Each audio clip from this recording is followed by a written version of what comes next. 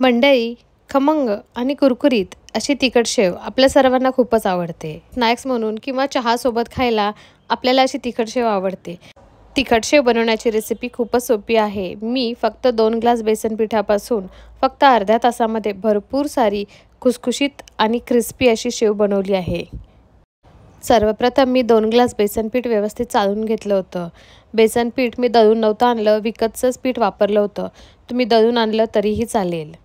व्यवस्थित चाळून घेणं खूप गरजेचं आहे, नाहीतर बेसन पिठामध्ये खूप साऱ्या गाठी असतात. बेसन पीठ चाळून झाल्यानंतर मी एका मिक्सी जारमध्ये 1.5 चमचा जिरे आणि 1 मोठा चमचा ओवा ॲड केला होता. ह्या ड्राय मसाल्यामुळे आपल्या शेवला टेस्ट खूप छान येते. आजकाल मार्केटमध्ये विकतसुद्धा भरपूर सारे वेगवेगळ्या प्रकारचे शेव मसाले भेटतात. तुम्ही तेही ट्राय करू शकतात.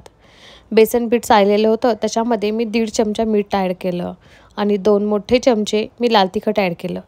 मला शेव खूप खमंग आणि अशी स्पायसी बनवायची आहे, म्हणून मी माझ्या चवीनुसार तिखट ॲड केलं. तुम्ही तुमच्यानुसार ॲड करू शकता. थोडीशी हळद आणि 1 चमचा मी ह्याच्यामध्ये आपला चिवडा मसाला ॲड करते, कारण मी कोणतेही विकतचे मसाले ॲड करत नाही. आणि त्यानंतर आपण जो ग्राइंड करून घेतला होता तो ओवा आणि जिऱ्याचा मसाला, तोही मी 1 चमचा ॲड केला. त्याची खूप बारीक पूड करून घ्यायची आणि जर पूड खूप बारीक नसेल झाली तर त्याला चाळून घ्यायचं, नाहीतर शेव करताना ओवा आणि जिरे आपल्या शेवमध्ये येऊन अडकतात. नंतर ह्या सर्व ड्राय मसाल्याला आपल्या बेसन पिठामध्ये व्यवस्थित मिक्स करून घेतलं. इव्हनली सर्व मसाले पूर्ण बेसन पिठामध्ये मिक्स झाले पाहिजे याची काळजी घ्यायची. त्यानंतर अर्धा वाटी मी तूप थोडंसं गरम करून घेतलं होतं, ते पण त्यामध्ये ॲड केलं आणि सेम त्यालासुद्धा पूर्ण बेसन पिठामध्ये व्यवस्थित मिक्स करून घेतलं. तेल हे बेसन पिठामध्ये सर्वत्र व्यवस्थित लागलं पाहिजे. ही खूप महत्त्वाची स्टेप आहे, कारण त्यामुळेच आपली शेव एकदम क्रिस्पी बनून तयार होते. नंतर लागल तसं थोडं थोडं पाणी ॲड करून मी एक छानसा गोळा मळून घेतला. गोळ्याची कन्सिस्टन्सी खूप पातळही नाही आणि खूप घट्टही नाही. सोऱ्यामध्ये आपल्याला व्यवस्थित शेव काढता आली पाहिजे, त्यानुसार आपण आपली कन्सिस्टन्सी ठेवू शकतो. व्हिडिओत बघू शकता ह्या कन्सिस्टन्सीचा मी गोळा बनवून तयार केला होता. तिखट मीठ हे तुम्ही पीठ मळतानासुद्धा टेस्ट करू शकता. कमी जास्त असल्यास तुम्ही त्यामध्ये ते ॲडही करू शकता.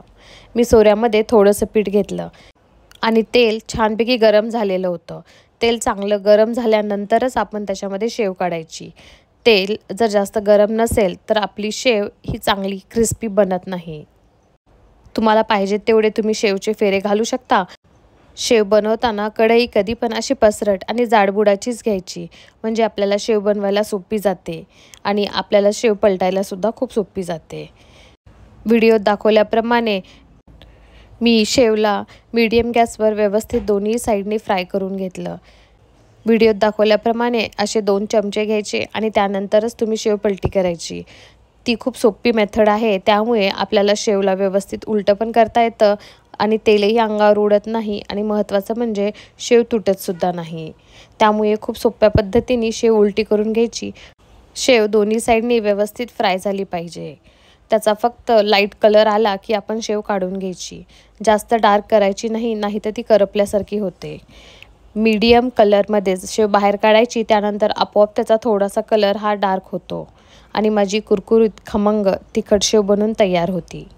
तुम्ही ही शेव रेसिपी नक्की ट्राय करा आणि मला कमेंट करून कळवा की तुम्हाला ही रेसिपी कशी वाटली. थँक्यू.